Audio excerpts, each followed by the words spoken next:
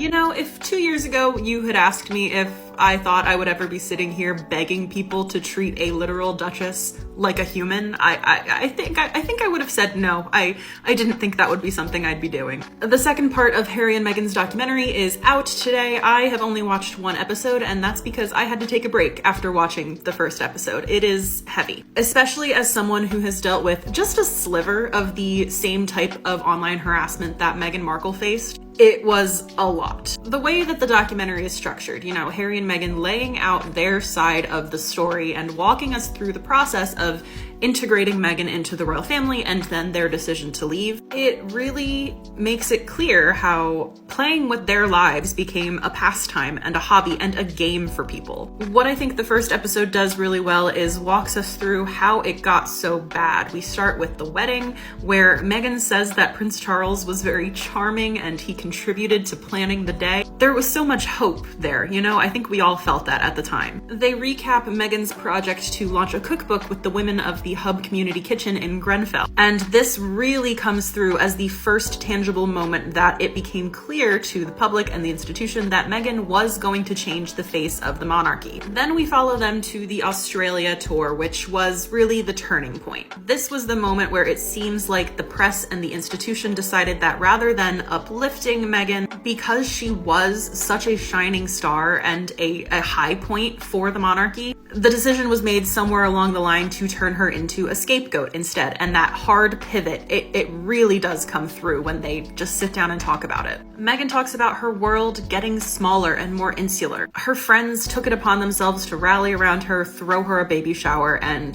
the press still harped on about how wasteful it was, how much taxpayer money she was spending to have a baby shower, when that is just one example of the many things that simply weren't true that were getting printed about her. Of course, this culminates in her having thoughts of ending her life while she's pregnant with Archie. And her story in regards to this timeline, these events, it's been consistent ever since she started talking about it publicly. And you still have people posting this photo and saying, oh look, it's her fake baby bump.